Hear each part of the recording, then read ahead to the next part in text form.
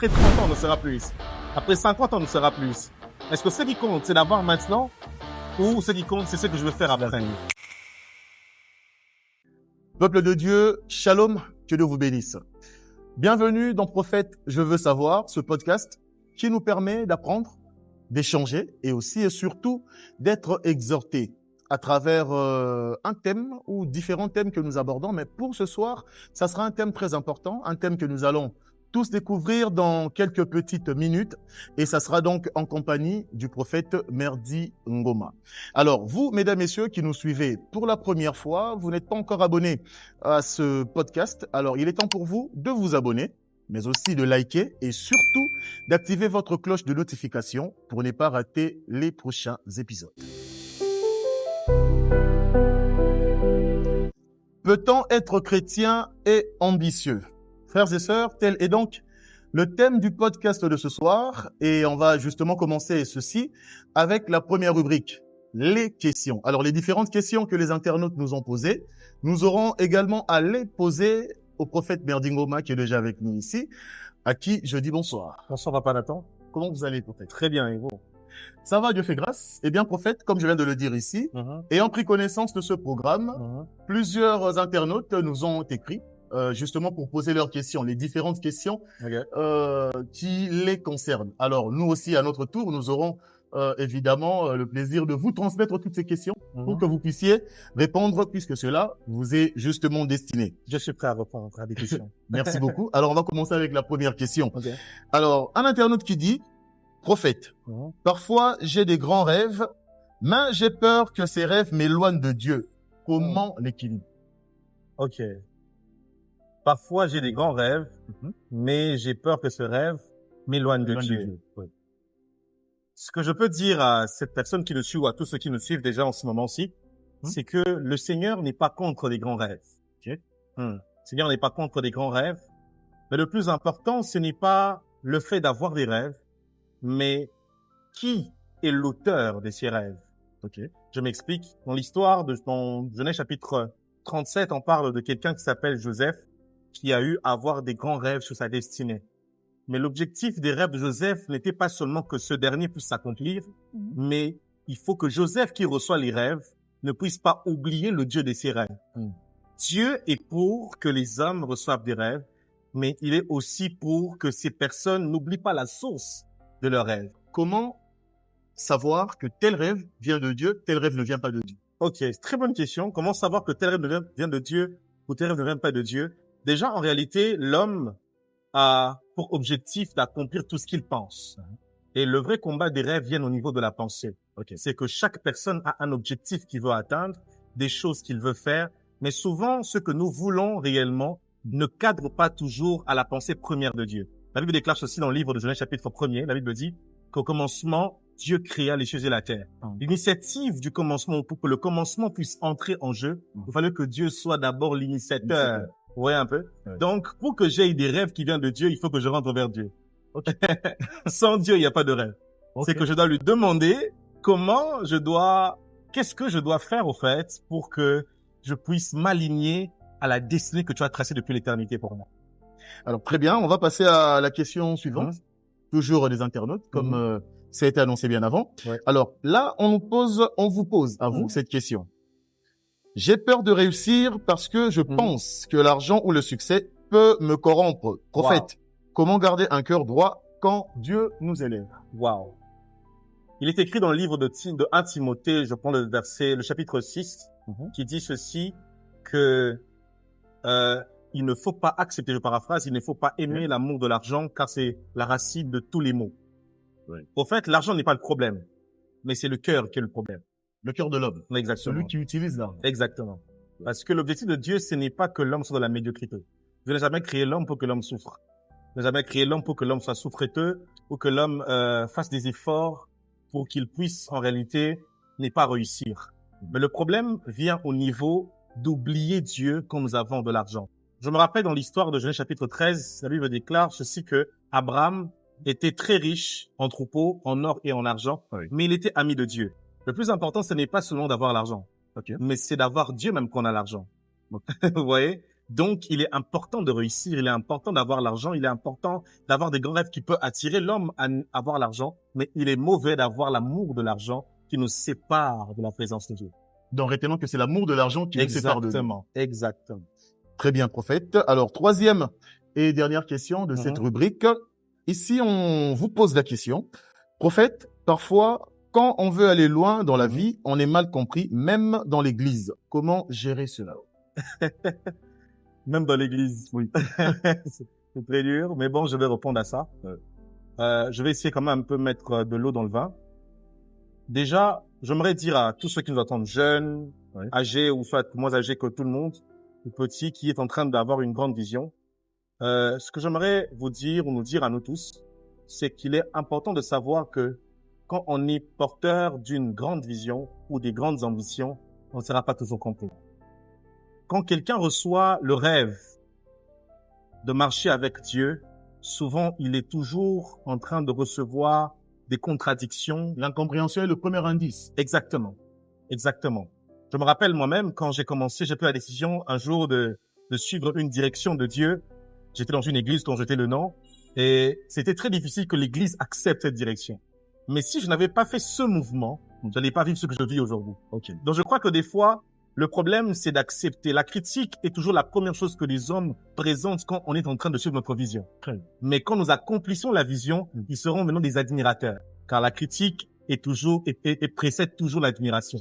Donc, l'incompréhension n'est qu'un passage obligé pour tout celui qui a une grande destinée. Exactement. Parce que vous devez savoir que même Jésus, ayant sa grande vision qu'il avait de sauver le monde, personne l'avait compris. Les pharisiens attendaient le Messie qui devait venir, mais quand le Messie est venu, ils commençaient à critiquer. Mais il n'est pas né d'une famille qu'on attendait. Il est roi, mais roi de quoi? Parce que même quand les mages sont venus rencontrer Hérode, les mages pensaient que Jésus allait naître dans la maison d'Hérode. Ils ne trouvent pas Jésus dans la maison d'Hérode, mais il est dans une étable. On avait une certaine image de Jésus. Exactement. C'est que les hommes, des fois, te critiquent face au fait qu'ils te sont incapables. Ils te voient avoir une vision, mais pas la provision de ta vision. Or, le problème avec Dieu ne marche pas avec des hommes qui ont d'abord une provision, mais une vision. Parce que dans les desseins de Dieu, Dieu a déjà en réserve la provision en prélude. Et c'est lui qui donne la provision. Exactement. Ça existe même avant la vision. Exactement. C'est pourquoi, quand le premier homme est venu, le premier homme n'a pas cherché. Il a tout trouvé. Mais Dieu l'a donné une vision. Dieu donne à l'homme la vision, mais il garde en lui la provision pour l'homme. C'est pourquoi il ne faut pas s'inquiéter quand les hommes commencent à penser outre face à notre vision que nous avons reçue du Seigneur. Très bien. Merci justement, prophète, pour les réponses, les différentes réponses à toutes ces questions que les internautes se sont posées. Alors justement, c'est par cette réponse que nous allons directement passer à la prochaine étape, la prochaine rubrique. Et ça sera juste après cette transition. Frères et sœurs, nous voici au cœur du sujet. La prochaine rubrique de ce podcast, et c'est justement dans cette rubrique que nous allons vraiment entrer en profondeur du thème de ce soir. Peut-on être chrétien et ambitieux? À titre de rappel, c'est donc le thème de cette soirée et que nous allons donc aborder. Nous sommes en train même d'aborder cela avec le prophète Merdi Ngoma. Alors prophète, je reviens vers vous pour une question justement qui va ouvrir cette rubrique. Alors aujourd'hui, le monde ou la société, je dirais, nous fait croire que vouloir réussir beaucoup dans la vie n'est pas trop spirituel. Alors, pour revenir justement à la question de base, est-ce qu'on peut être chrétien et ambitieux en même moment? Oui, on peut être chrétien et on peut être aussi ambitieux.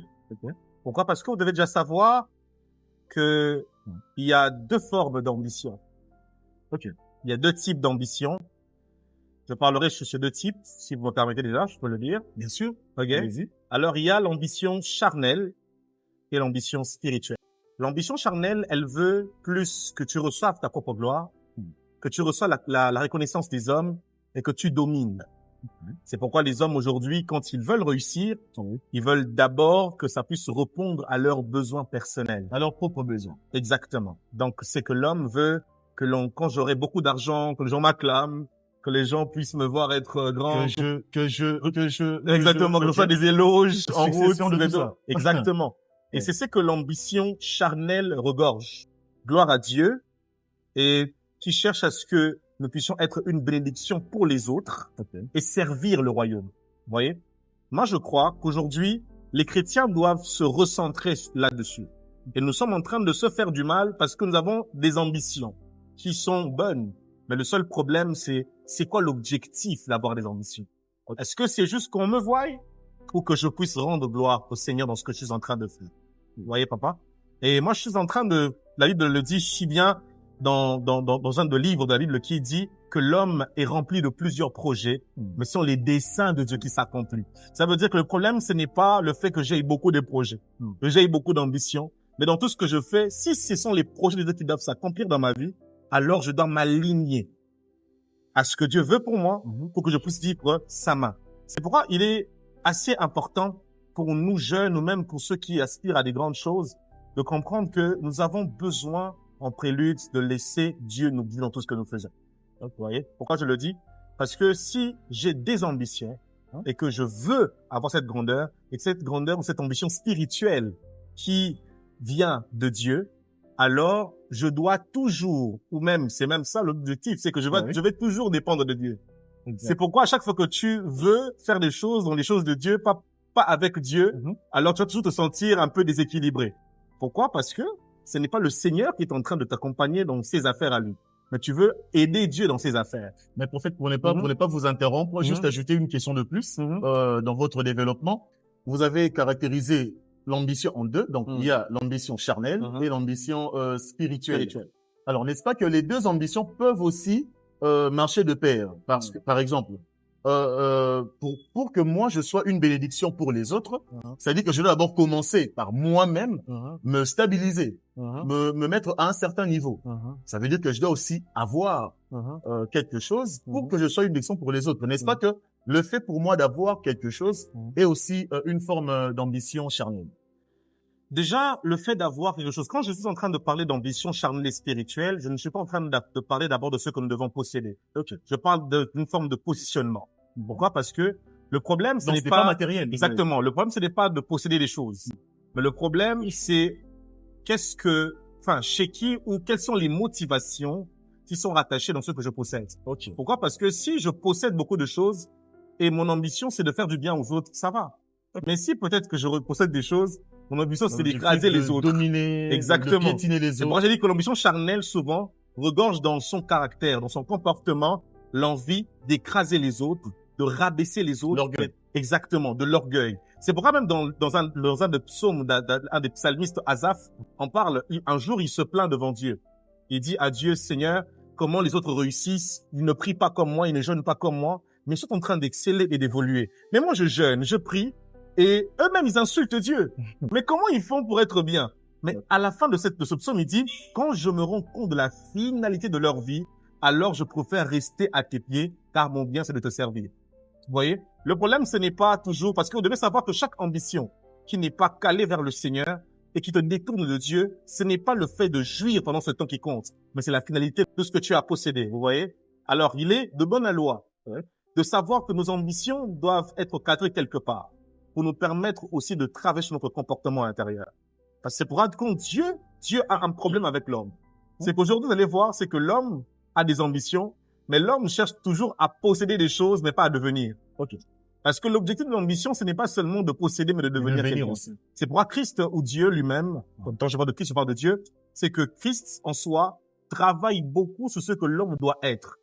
Et non de ce que l'homme doit avoir. Parce que tout ce que tu deviens attire ce que tu manques. Très bien. Vous voyez? Et c'est important. Et quand vous comprenez ça de cette manière-là, c'est là que le Seigneur maintenant commencera à agir et à préparer votre cœur, même quand vous savez pas discriminer les autres, même quand vous possédez, vous ne savez pas diminuer les autres, même quand vous en avez, vous savez vous asseoir et aider les autres. Restons toujours dans la même optique de l'ambition spirituelle. N'est-ce pas qu'on peut avoir l'ambition spirituelle au départ et chemin faisant, on se retourne vers l'ambition charnelle, c'est-à-dire on devient, puisque Dieu se contente du devenir de l'homme et non de l'avoir de l'homme, comme vous venez de le dire, on est là, une bénédiction pour les autres, certes, pour un départ, mais arrivé à un certain moment, on est envahi par l'orgueil et ça nous détourne de l'ambition spirituelle. C'est vrai, ça arrive. Pourquoi? Parce que vous devez savoir que la vie et faites des montagnes russes. Un jour, le psalmiste David se réveille, il dit à Dieu, sonde mon cœur et connais mes pensées, si je suis toujours sur la bonne voie. Pourquoi? Parce que même David, qui est l'homme sur le cœur de Dieu, veut que son cœur soit sondé par Dieu pour savoir s'il tient toujours à marcher sur sa voie ou pas. Il arrive toujours dans la vie d'un homme, tu peux bien commencer, mais tu peux aussi mal finir. C'est pourquoi la Bible mal commencé et bien exactement. C'est pourquoi la Bible déclare, si vaut mieux la fin d'une chose que son commencement. Le problème, c'est pas toujours le début. Le problème aussi, c'est la finalité. Parce que si Dieu ne te préserve pas, papa Nathan, pour tes 15 ans, peut-être qu'après 30 ans, on ne sera plus ici. Après 50 ans, on ne sera plus ici. Est-ce que ce qui compte, c'est d'avoir maintenant, ou ce qui compte, c'est ce que je veux faire après? Vous voyez? C'est pourquoi il est toujours important pour un enfant de Dieu de reconnaître que depuis qu'Adam a eu à pécher, nous portons aussi une nature pécheresse dans laquelle nous nous battons, même si nous sommes en Christ déjà, mais nous nous battons tous les jours à être perfectibles aux yeux de Dieu. Donc, on peut commettre des erreurs, on peut se battre encore, afin que des choses qui vivent dans notre chair, qui peuvent réveiller l'orgueil, réveiller le mal, réveiller l'envie de tomber à tout moment, ou de commettre des péchés, puissent être détruits par la puissance de Dieu. Vous voyez? Alors, ce que j'aimerais au fait aussi dire à tous ceux qui nous entendent, c'est que Dieu n'a pas marché avec des hommes parfaits. Dieu a marché avec des hommes qui étaient comme son cœur. Ça veut dire, c'est qu'il est important de savoir que parce que tu es comme Dieu, le fait que tu as reçu Christ, même quand tu as des ambitions, il est important de les cadrer toujours ou de revenir toujours vers le maître afin de le ressembler pour ne pas chuter. Mais est-ce que vous avez, puisque là déjà je crois que c'est effectivement la fin de cette rubrique, mais est-ce que vous avez un ajout par rapport à ce thème, surtout à la question de base, qui est celle de savoir est-ce qu'on peut être chrétien et ambitieux? Peut-être quelque chose que vous n'avez pas dit, que vous aimeriez quand même revenir là-dessus. Ça, vous avez déjà dit, mais plus insister là-dessus. Ce que j'aimerais dire pour tous ceux qui nous suivent déjà, d'ailleurs, ceux qui nous regardent et regardent cette vidéo, ils doivent comprendre une chose, c'est que la Bible déclare au livre de Daniel, la Bible dit que Daniel était jeune, mais il prospérait. Il est important, chers jeunes qui me regardent, d'avoir des rêves, de rêver grand, mais d'avoir Dieu à côté de tes rêves. Il est important de savoir que tu ne peux pas aller plus loin si Dieu n'est pas au centre de ce que tu veux faire. Il est important de savoir que le Seigneur a des plans merveilleux pour tout un chacun. Et nous devons mettre Dieu au centre de nos ambitions. Et savoir que si c'est Dieu qui est l'auteur de notre ambition, ou de plusieurs ambitions que nous avons, alors nous devons toujours nous aligner et dépendre de lui. Quelqu'un ne réussit pas parce qu'il a seulement des bonnes idées. Mais quelqu'un réussit quand Dieu est au centre de ses idées. Parce qu'une bonne idée sans Dieu peut aussi te dérouter. Très bien. Alors, je crois que ce qu'on peut plus retenir, c'est que dans chacune de nos ambitions, il faut que Dieu soit au centre. Cette rubrique, prophète, juste une question. D'ailleurs, c'est une occasion pour vous de prodiguer conseil à tous ces jeunes qui nous suivent présentement. Alors, prophète, quel conseil donnerez-vous à un jeune qui nous suit, qui a des grands rêves, certes, mais qui ne sait pas si Dieu est en accord avec ses ambitions? J'aurais peut-être 3 conseils à donner à un jeune qui me suit en ce moment.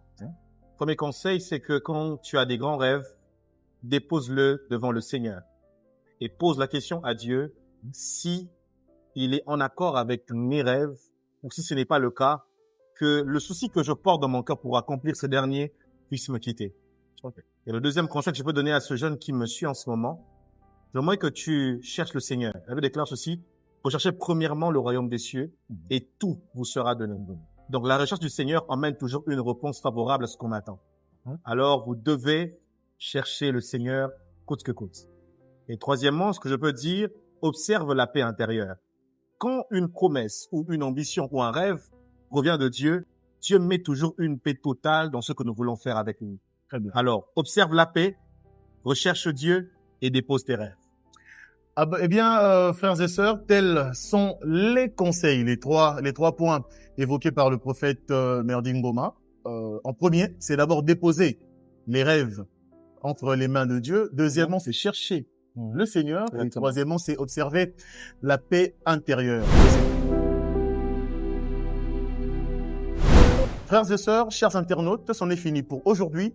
Merci de votre confiance et fidélité. Merci de l'attention particulière, cette attention que vous avez accordée à ce podcast qui a eu pour thème « Peut-on être chrétien et ambitieux.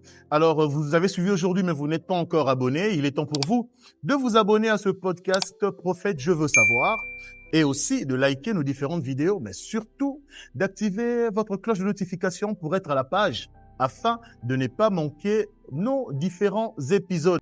À titre d'information et de rappel, nos vidéos sont postées tous les vendredis à 20h30. 20h30 minutes, heure de Kinshasa, nos vidéos, nos différents épisodes sont donc postés afin que nous puissions échanger, apprendre, mais surtout être édifiés dans le nom du Seigneur. Au revoir et au prochain numéro.